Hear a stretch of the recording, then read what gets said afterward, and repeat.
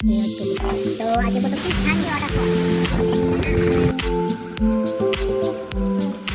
Finally আবারও plan হয়ে গিয়েছে, ব্যাগ ট্যাগ একদম রেডি, এই জাস্ট বেরোতে দেরি, একদম ইনস্ট্যান্ট প্ল্যান। গত পরশু দিন আলোচনা হচ্ছিল যে এরকম একটা ট্রিপ হওয়ার কথা ছিল, কোনো কারণবশত ওটা আমাদের ক্যান্সেল হয়। ইনস্ট্যান্ট পরশু দিন একদম ইনস্ট্যান্ট প্ল্যান, কিভাবে যাচ্ছি, কোথায় যাচ্ছি সব কিছু অন দ্য ওয়ে বলবো।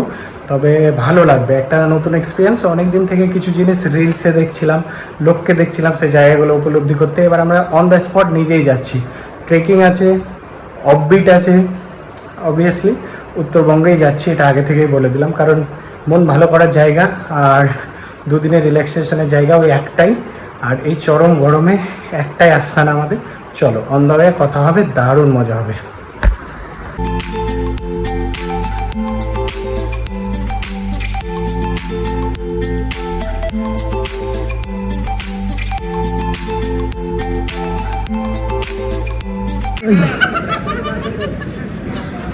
ফাইনালি যাদের জন্য অপেক্ষা করছিলাম তারা এখন পৌঁছে গেছে। হাসান এই ট্রিপে আমাদের সাথে প্রথমবার যাচ্ছে। হাসান এই ট্রিপে প্রথমবার যাচ্ছে, আশা করি ভালো লাগবে। আর অ্যাজ ইউজুয়াল আমাদের ট্রিপের প্রেসিডেন্ট, হালা প্রেসিডেন্ট একদম, যাদের জন্য অপেক্ষা করছিলাম তারা এখন পৌঁছে গিয়েছে। এখন অনেক অপেক্ষার অবসান। এখন যতক্ষণ না গাড়িতে চাপছি আরো কিছু বলা যাবে হয়তো গাড়িতে চাপার পরে, বাট এই ট্রিপটা এতবার ক্যান্সেল হয়েছিল কোনো না কোনো কারণে। হ্যাঁ, এরপরে এই ট্রিপটা হতে যাচ্ছে, এটাই অনেক। সো আমাদের ট্রেনের খবর হয়ে গিয়েছে, এখন আমরা যাচ্ছি P1। আচ্ছা হাসান, বলছিলাম যে ফার্স্ট টাইম পাহাড়, কেমন এক্সাইটমেন্ট লাগছে? খুবই এক্সাইটেড। মানে কেমন লাগবে, গিয়ে কি হবে এগুলোই ভাবছো, তাই তো? খুব আনন্দ করবো, সব বন্ধুরা আছি একসাথে একদম। হাসান, ইনস্ট্যান্ট প্ল্যান, এই ব্যাপারে কি বলবে?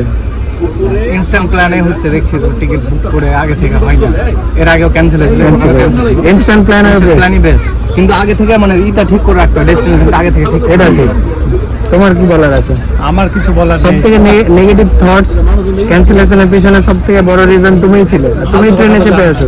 ফালতু কথা বললে হবে না, একদম একদম ফালতু কথা বলা, এটাই মেন রিজন।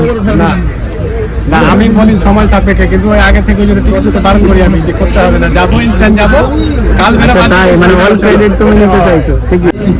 ফাইনালি আরেকটা মেম্বার আমাদের গ্রুপে অ্যাড হলো, তাড়াতাড়ি এসো, ট্রেন ছেড়ে দেবে। তো ওয়েলকাম। বলছি 10 বার ট্রিপ ক্যান্সেল হওয়ার পরে আপনি ট্রেনে চেপেছেন, কেমন লাগছে? হ্যাঁ, যেখানে আসিফ নিয়ে যাবে। আচ্ছা বলছি এই ছেলেটাকে তো না চিনলেও হবে, সব থেকে মানে ধরলাম নেগেটিভ থটস এটার ছিল। Hasan, Hasan 2 buy and get one free. তো ফারুক, কেমন লাগছে? সব থেকে বেশি এক্সাইটমেন্ট তোমার ছিল, ট্রিপ ক্যান্সেল আমাদের জন্য হয়েছে 10 বার ক্যান্সেল, তাও পরপর 2 বছর। আচ্ছা বাই দ্য ওয়ে 3 বছরের পরিচিতিতে প্রথম ট্রিপ তোমার আমাদের সাথে, তাই তো? চলো, অনেক গল্প হবে আগামীতে। ফাইনালি আমরা সকাল সকাল পৌঁছে গিয়েছি এনজিপি স্টেশনে। আমাদের হোমস্টে থেকে গাড়ি পাঠিয়ে দিয়েছে, গাড়ি আমাদের জন্য পার্কে নিয়ে অপেক্ষা করছে। তো চলো আমরা এখন এগিয়ে চলেছি গাড়ির উদ্দেশ্যে।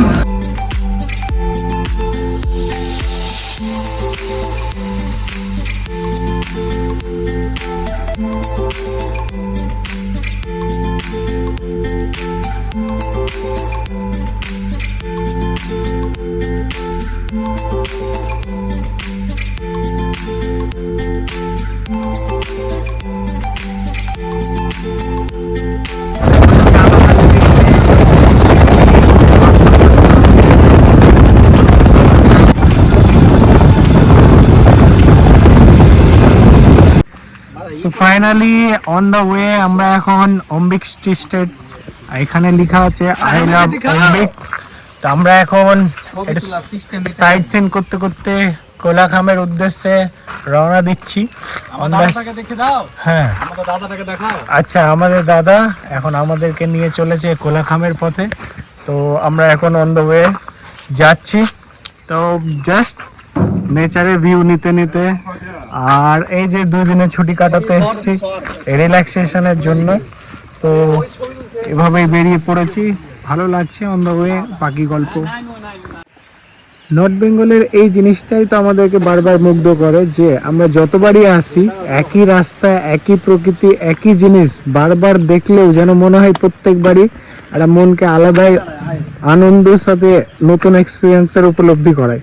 সত্যি দারুণ লাগে। এই রাস্তা যেন বারবার আমাদেরকে নিজের সাথে পরিচয় করিয়ে দেয়। লোকেশন পাপারখেতে পিকনিক স্পটে পৌঁছে গিয়েছি। এখন আমরা নিচের দিকে যাচ্ছি। এই পাশ দিয়ে চেল নদী বয়ে গিয়েছে। এখানে ক্যাম্প সাইড, এখানে ক্যাম্পিংও করা হয়। বর্ষাতে জল বাড়লে এখানে নামা নিষেধ। এই দেখো ফারুক, এই দেখো আমাদের সাথে সাথে এরাও চলে এসছে এখানে। এই হলো পাপারখেতে পিকনিক স্পট, খুবই সুন্দর একটি জায়গা। এই ছিল চেল নদীর ওপরে অবস্থিত একটি ব্রিজ, নিচে চেল নদী বয়ে যাচ্ছে। এই জায়গাটা অ্যাকচুয়ালি পিকনিক স্পট, পাপারখেতে পিকনিক স্পট নামে পরিচিত। বর্ষাকালে এখানে জলের স্রোত প্রচণ্ড থাকে, তার জন্য নিচে নামা বারণ। আমরা নিচ থেকে ঘুরে এলাম। বেশ ভালো ক্রিস্টাল ক্লিয়ার ওয়াটার, নিচে অবধি দেখা যাচ্ছে জলের। এই বন্ধু আমার পিছু ছাড়ছেই না। চলো, রাস্তায় যেতে যেতে আমরা একটা জায়গায় দাঁড়িয়েছি। এখান থেকে লাভা 4 কিলোমিটার, আর সেখান থেকে আবার এটা পুরোটাই নিউরা ভ্যালি ন্যাশনাল পার্কের অন্তর্গত, পুরোটাই পাইন ফরেস্ট দিয়ে ঘেরা। এরকম দৃশ্য আমরা এর আগে উপলব্ধি করেছি।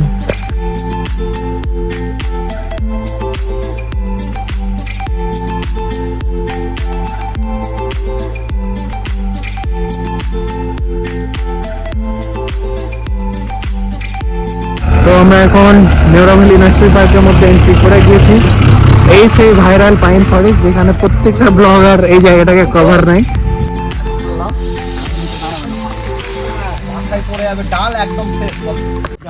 ফাইনালি আমরা নিউরা ভ্যালি ন্যাশনাল পার্কের ভেতরে ঢুকে গিয়েছি। সবাই এখানে ছবি তুলছে, রিলস শুট করছে।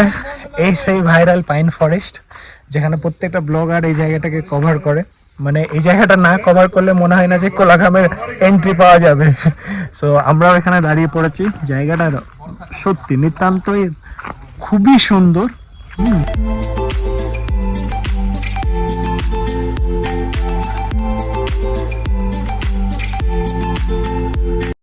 আমরা পৌঁছে গেছি আমাদের সাইলেন্ট ভ্যালি হোমস্টেতে। আমাদের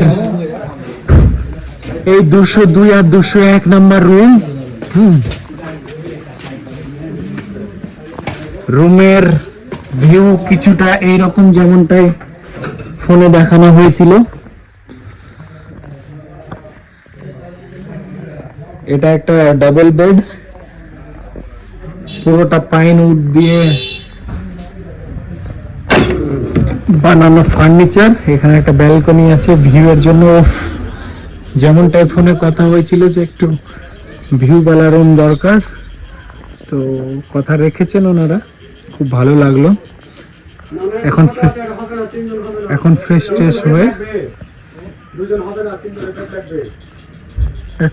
ট্রেশ হয়ে আমরা পায়ে হেঁটে গ্রামটা এক্সপ্লোর করব। এই হলো মেন গেট, এখানে আছে ওয়াশরুম। ওয়াশরুমে গিজার টিজার সবই আছে।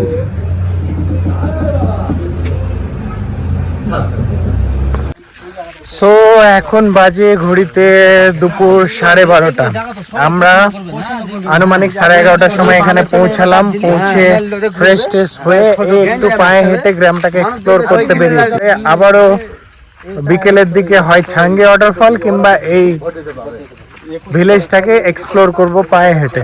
দেখা যাক, চলো বাকি গল্প আবারও হবে অন দ্য ওয়ে। তো আপনারা দেখতে পাচ্ছেন আমাদের হোমস্টেতে এখনো খাবার রেডি হয়নি। এই ছেলেটা খাবারের চোটে নিয়ে এখানে মাথা টাকা পায়। এই ছেলেটা এখন বলছে আমার টাকা ট্রিপে ফেরত দাও, আমি আর এদিকে হাসান বলছে যে একে তো আমার বুঝতেই পারছো সবার থেকে বড় টামি, আমি এখন যদি আমি না করি তাহলে বাড়িতে আমারও জান শেষ। এই ছেলেটাও শেষ। বলছিলাম যে সব তো সব হলো সব থেকে ভালো ছেলে আমি কেন মাথা পিছু ইনকাম আছে আমি যাদেরকে আমি তো আজকে প্রথম দিন আমাদের হোমস্টে পৌঁছে অ্যাজ ইউজুয়াল প্রত্যেকটা হোমস্টে যে আইটিনারি থাকে প্রথম দিন এগ কারি থাকে তার সাথে কষে সানা একটা আলুর সবজি তার সাথে ডাল।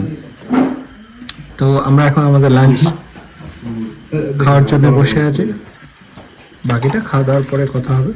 তো ফাইনালি আমরা দুপুরে খাওয়া দাওয়ার পরে একটু রেস্ট করার পরে এখন আবার বেরিয়ে পড়েছি ছাঙ্গু ওয়াটারফলটা এক্সপ্লোর করব বলে, বিকজ অফ যে আমাদের হাতে অনেক সময় ছিল আর যেহেতু আজকে আর কোনো আইটিনারি ছিল না অ্যাড করা, তো আমরা ভাবলাম যে যেদিন বেরাবো সেদিন ছাঙ্গুটা যেহেতু আইটিনারিতে ছিল তো সেদিন বেরাবার ক্ষেত্রে হয়তো ওয়েদারের কোনো ভয় থাকছে বা তাড়াহুড়ো হতে পারে, ওই জন্য আজকে আমরা ছাঙ্গুটাকে কভার করে নিচ্ছি। তো চলো কেমন লাগে, এতদিন তো ইউটিউব ব্লগে অন্যান্য ভিডিওতে দেখেছিলাম, চলো নিজে এখন এক্সপিরিয়েন্স করা যাক কেমন লাগছে। এই হচ্ছে বিকেলের ওয়েদার, হালকা হালকা ঝিরিঝিরি বৃষ্টি হচ্ছে আর একদম চারিদিকটা নিশ্চুপ, পিন্ড অফ সাইলেন্ট পুরোটাই। বাকিরা রেডি হচ্ছে, আমি রেডি হয়ে মাত্র বেরোলাম, ফারুক এখানে আছে, হাসানরা এই রুমে আছে। এই হচ্ছে এই হোমস্টের সৌন্দর্য। চলো আমরা এখন ট্রেকিং এর জন্য রেডি হয়ে গেছি, ছাঙ্গু ওয়াটারফলের স্টার্টিং পয়েন্টে আমরা চলে এসেছি অ্যাজ ইউজুয়াল, যেহেতু 2-3 বছর থেকে আমাদের ট্রেক করেই কাটছে। ট্রেকের জন্য স্টিক নিয়ে নিয়েছি, জানি স্টিকটা কত ইম্পর্টেন্ট। তো চলো এই নিচ দিয়ে আনুমানিক 1 কিলোমিটার মধ্যে ডাউন যেতে হবে, ওয়াটারফলের আওয়াজ শোনাই যাচ্ছে। তো আমাদের ট্রেক শুরু হলো, এখন আমরা ডাউনে নামতে লেগেছি। তো প্রত্যেকজনের ব্লগে যে টিকিট কাউন্টারটা দেখা যায় সেটা সত্যি সত্যি এখানে আছে। তো যেহেতু ফার্স্ট মর্নিংয়ে অনেকে ছাঙ্গে করে বলে তখন টিকিট কাউন্টার বন্ধ থাকে বলে ইজিলি পাস আউট হয়ে যায়, বাট এখন আমাদেরকে টিকিট কাটতে হবে। চলো দেখা যাক। তো আমাদের ট্রেক চলছে ছাঙ্গে ওয়াটারফলের দিকে, অনেকটাই পথ আসা হয়ে গিয়েছে, সবাই চলে এসছে আমার ব্যাটালিয়ান আস্তে আস্তে। ফারুকের হয়তো প্রথম ট্রেক লাইফের, বোঝা যাবে রিটার্ন আসার সময় হাসানেরও প্রথম ট্রেক। আমাদের প্রেসিডেন্টের তো as always active. How's the josh. Finally আমরা পৌঁছে গেছি Changey waterfall, one of the highest waterfall in Kalimpong and still Darjeeling also. দারুণ সুন্দর ট্রেক করে এখানে এসে যে উপলব্ধি করলাম তাতে খুবই ভালো লাগলো, দারুণ লাগলো।